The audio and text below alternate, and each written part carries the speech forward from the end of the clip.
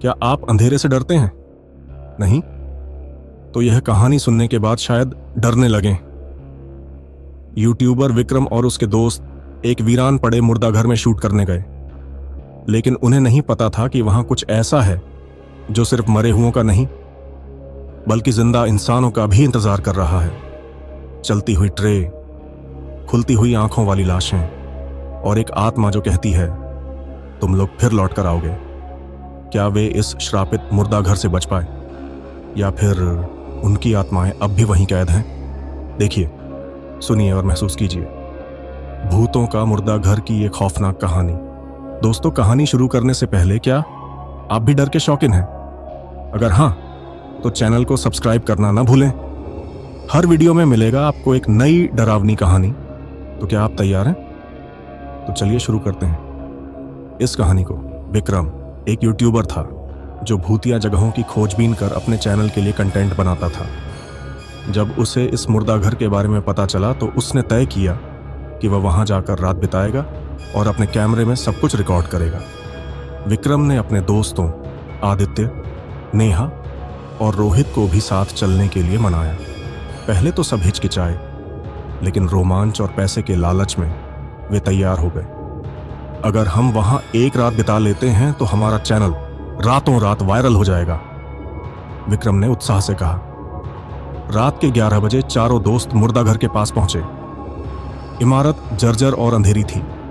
बाहर लगी जंग लगी लोहे की पट्टियों पर बड़े बड़े अक्षरों में लिखा था, प्रवेश वर्जित। दरवाजा धक्का देते ही चरमराते हुए खुल गया। अंदर गंध थी, सड़ी हुई मांस जैसी। कहीं कोई जानवर तो नहीं मरा? नेहा ने नाक पर हाथ रखते हुए कहा। यहां कोई जिंदा प्राणी नहीं आता तो जानवर कैसे आएगा? आदित्य ने जवाब दिया। विक्रम ने कैमरा ऑन किया और रिकॉर्डिंग शुरू कर दी। वे मुर्दाघर के अंदर बढ़ने लगे। दीवारों पर खून के धब्बे थे जिनके ऊपर से धूल जम चुकी थी। एक कमरे में स्टील की स्ट्रेचरें बिखरी हुई थीं। देखो, यहां पोस्टमार्टम हुआ करता था, रोहित ने एक पुराने औजार को उठाते हुए कहा। तभी एक ठंडी हवा का झोंका आया। अचानक नेहा चीख पड़ी, कोई वहां खड़ा था, उसने कांपते हुए कहा। सबने मुड़कर देखा, लेकिन वहां कुछ नहीं था। डरने की जरूरत नहीं है, यह सिर्फ हमारा दिमागी भ्रम हो सकता है, विक्रम ने कहा, लेकिन उसकी खुद की आवाज कांप रही थी। चलते चलते वे एक बड़े हॉल में पहुंचे जहां कई लोहे की अलमारियां थीं। यह वही स्थान था जहां शवों को रखा जाता था। रोहित ने एक अलमारी का दरवाजा खोला। अंदर सिर्फ खाली ट्रे थी, कोई कंकाल भी नहीं। वह हंसकर बोला। तभी एक ट्रे अपने आप खिसकने लगी। सबके चेहरे पीले पड़ गए। कोई यहां मजाक कर रहा है या फिर? आदित्य ने कांपते हुए कहा। विक्रम ने धीरे से ट्रे खींची। अंदर एक जली हुई लाश थी, लेकिन उसका चेहरा वैसा ही था जैसे कोई अभी भी देख रहा हो। अचानक लाश की आंखें खुल गईं। नेहा जोर से चीखी और भागने लगी, लेकिन जैसे ही उसने दरवाजा खोला, एक कटा हुआ सिर जमीन पर गिरा। उसकी आंखें अब भी चमक रही थीं। तभी चारों को एक अजीब सी हंसी सुनाई दी। तुम लोग यहां नहीं आना चाहिए था। आवाज कहीं दूर से आ रही थी, लेकिन चारों दिशाओं से गूंज रही थी। वे भागकर बाहर जाने लगे, लेकिन जैसे ही दरवाजे तक पहुंचे, वह अपने आप बंद हो गया। यह कैसे हो सकता है? विक्रम ने हड़बड़ाकर कहा। तभी लाइटें झपकने लगीं और सामने एक धुंधली आकृति दिखाई दी। यहां कोई जीवित नहीं बच सकता। वह आकृति धीरे धीरे पास आने लगी। आकृति का चेहरा विकृत था, मानो किसी ने उसे जबरदस्ती जलाया हो। नेहा के हाथ अचानक दीवार पर लगे एक पुराने अखबार पर पड़े। उसने पढ़ना शुरू किया। 20 साल पहले यहां एक भयानक घटना घटी। एक पागल डॉक्टर जिसने शवों पर काले जादू का प्रयोग किया, खुद भी इन आत्माओं का शिकार हो गया। आज भी उसकी आत्मा यहां भटकती है, और जो कोई भी यहां आता है वह कभी वापस नहीं लौटता। तभी एक जोरदार चीख गूंजी। रोहित हवा में उठा और जोर जोर से चिल्लाने लगा। उसकी गर्दन मुड़ रही थी, जैसे कोई अदृश्य ताकत उसे तोड़ रही हो।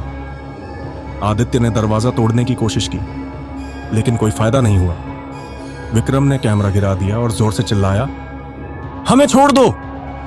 लेकिन जवाब में सिर्फ हंसी आई। नेहा ने हिम्मत करके जमीन पर पड़े कुछ पुराने ग्रंथ पढ़े जो संभवतः आत्माओं को शांत करने के लिए थे। उसने उन पर मंत्र पढ़ना शुरू किया। तभी सब कुछ हिलने लगा।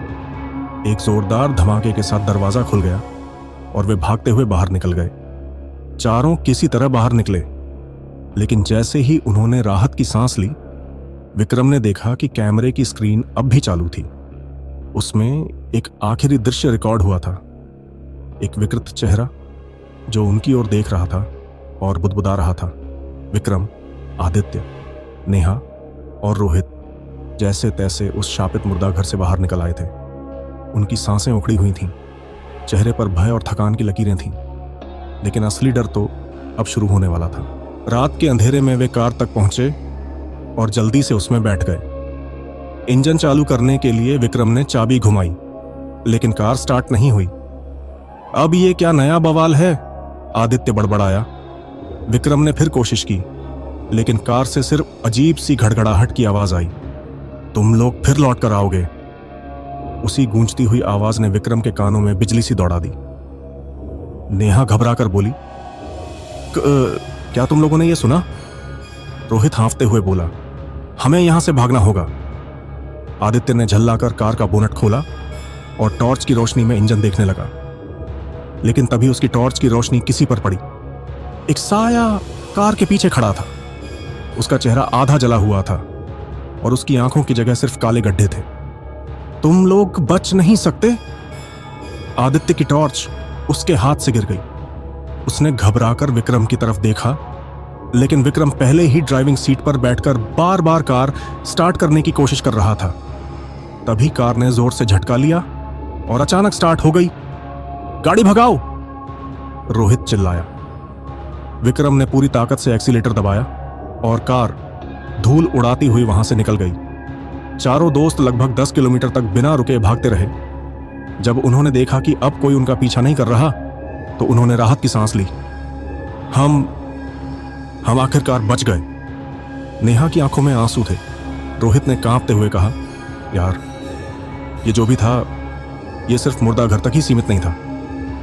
विक्रम ने गहरी सांस लेते हुए जवाब दिया, हाँ, लेकिन अब हम उस जगह से काफी दूर हैं। हमें अब डरने की जरूरत नहीं है। लेकिन उन्हें क्या पता था कि असली भय अब भी बाकी था। जब वे अपने घर पहुंचे तो सबसे पहले विक्रम ने कैमरे की रिकॉर्डिंग चेक करने का फैसला किया। लिविंग रूम में सब लोग इकट्ठे हुए और लैपटॉप पर फुटेज चलाई गई। स्क्रीन पर मुर्दा घर के अंदर की घटनाएं दिखने लगीं। लाश की खुलती हुई आंखें, चलती हुई ट्रे, हवा में उड़ता हुआ रोहित। सब कुछ बिल्कुल वैसे ही था जैसा उन्होंने देखा था। लेकिन तभी स्क्रीन पर कुछ ऐसा आया जिसने उनके होश उड़ा दिए। कैमरे में साफ साफ दिख रहा था कि जब वे लोग मुर्दा घर से भाग रहे थे, तब दरवाजे के पास खून से सना एक आदमी खड़ा था। और सबसे डरावनी बात, वह विक्रम ही था। विक्रम का ही एक और रूप, लेकिन उसका चेहरा कटा फटा था, आंखें खाली थीं और होंठों पर एक भयावह मुस्कान थी। ये क्या बकवास है? विक्रम पूरी तरह हकला गया। ये तुम कैसे हो सकते हो? नेहा की सांसें थम गईं।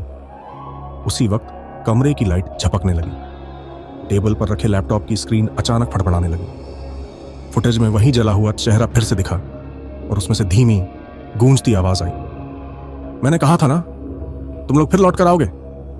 अचानक लाइट्स पूरी तरह बंद हो गई। चारों घबराकर उठ खड़े हुए। अंधेरे में सिर्फ उनकी तेज सांसों की आवाज थी। तभी खट खट खट, दरवाजे के पीछे से किसी के नाखूनों के घिसटने की आवाज आई। नेहा ने कांपते हुए दरवाजे की तरफ देखा। दरवाजे के नीचे से किसी के खून से सने पैर दिख रहे थे। हमें यहां से भागना होगा, आदित्य चिल्लाया, लेकिन अब बहुत देर हो चुकी थी। दरवाजा एक जोरदार झटके से खुल गया और वहीं खड़ा था मुर्दा घर का श्रापित आत्मा। उसकी आंखों में गहरा अंधेरा था और उसके होंठ हिल रहे थे। अब तुम लोग इस दुनिया में नहीं रहोगे। और फिर एक साथ चारों की चीख पूरे घर में गूंज उठी। अगले दिन पुलिस ने विक्रम के घर से चारों दोस्तों की लाशें बरामद की, लेकिन सबसे अजीब बात यह थी कि लाशें उसी हालत में थीं जैसे पोस्टमार्टम के बाद रखी जाती हैं। टीवी पर एक बड़ी खबर चल रही थी।